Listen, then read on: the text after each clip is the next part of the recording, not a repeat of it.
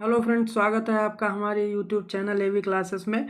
जैसा कि हम आज आपके लिए लेके आए हैं महादेवी वर्मा का जीवन परिचय, जो बोर्ड परीक्षा 2023 की 12वीं कक्षा के लिए बहुत ही महत्वपूर्ण है।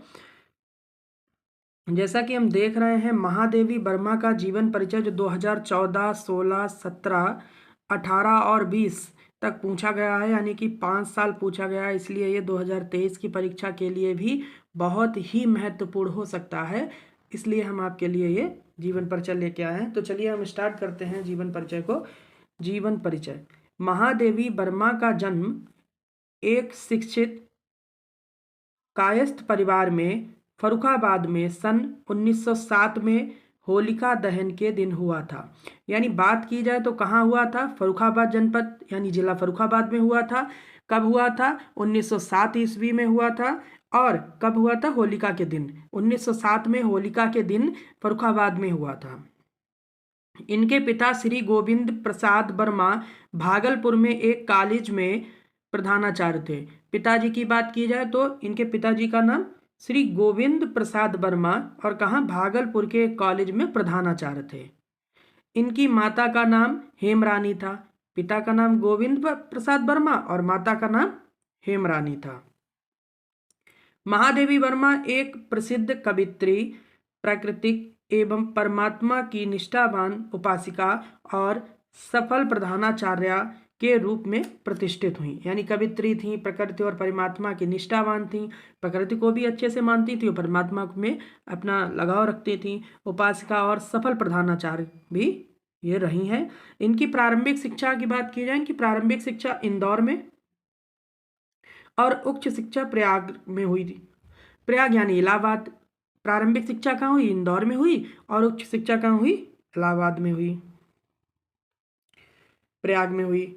संस्कृत से एमए उत्तीर्ण करने के बाद ये प्रयाग महिला विद्यापीठ में प्रधानाचार्य हो गई। संस्कृत से एमए किया, उसके बाद प्रयाग महिला विद्यापीठ में प्रधानाचार्य हुई। इनका विवाह 9 वर्ष की आयु में हो गया। कब हुआ? 9 वर्ष की आयु में इनका विवाह हुआ, परंतु इनका विवाहित जीवन सफल नहीं रहा।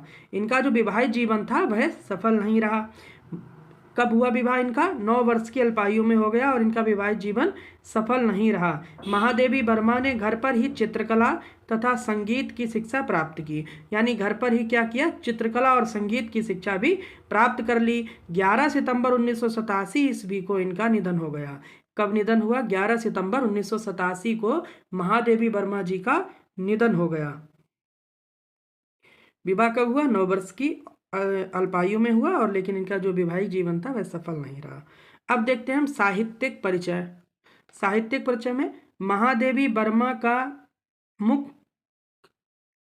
रचना क्षेत्र काव्य है। यानी इन्होंने जितनी भी काव्य रचनाएं की हैं वो अधिकतर काव्य में की हैं। इनके काव्य में वेदना की प्रधानता है।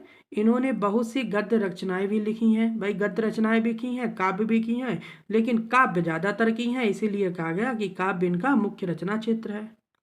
चांद पत्रिका का संपादन करके इन्होंने नारी को अपनी स्वतंत्रता और अधिकारों के प्रति सजग किया।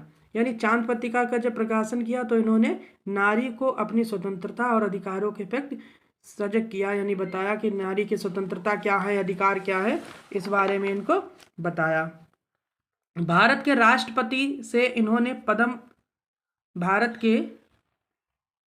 भारत के राष्ट्रपति से इन्होंने पद्म भूषण की उपाधि प्राप्त की। पद्म भूषण की उपाधि किससे प्राप्त की?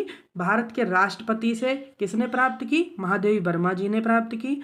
हिंदी साहित्य सम्मेलन की ओर से इन्हें शेख सरिया पुरस्कार, हिंदी साहित्य सम्मेलन की ओर से इन्हें कौन सा? शेख सरिया पुरस्कार तथा मंगला प्रसाद पारितोषिक मिला। शेख सरिया पुरस्कार और मंगला प्रसाद पारितोषिक मिला। मई 1983 में भारत भारती तथा नवंबर 1983 में, यानी मई 1983 में भारत भारती तथा नवंबर 1983 में यामा पर ज्ञानपीठ पुरस्कार से सम्मानित किया गया। वर्ष एक ही है, केवल माह में यानी महीने में चेंज है। एक मई में 1983 में भारत भारती और नवंबर 1983 में यामा ज्ञानपीठ पुरस्कार से सम्मानित किया गया। अब देखिए रचनाएं जो हैं ऐसे ही लिखना है आपको एग्जाम में। रचनाएं: निहार, रश्मि, नीरजा, सांध्य गीत, दीप शिखा, यामा, ये इनकी महत्वपूर्ण रचनाएं हैं। कुछ और भी महत्वपूर्ण रचनाएं जैसे अतीत के चलचित्र, स्मृति की रेखाएं, इनकी महत्वपूर्ण गद्य रचनाएं हैं। ऐसे ही आपको बोर्ड एग्जाम में लिखना होगा, ऐसे ही लिखना होगा। बीच में लिखिएगा आप यहाँ पे महादेवी वर्मा, यहाँ पे लिखिए जीवन परिचय, और ऐसे ही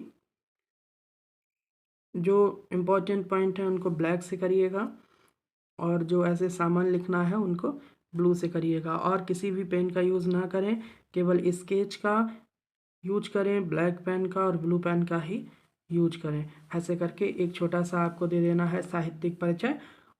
पहले जीवन परिचय, फिर साहित्यिक परिचय, और उसके बाद आपको साहित्यिक परिचय में यही सब लिखना है। उसके बाद आपको लिख देना है इनकी रचनाएं। इसी तरह से हमसे जुड़े रहिएगा। चैनल को लाइक सब्सक्राइब करना ना भूलें, और भी वीडियो आपके पास जल्द ही आएंगे। Thank you for watching this video.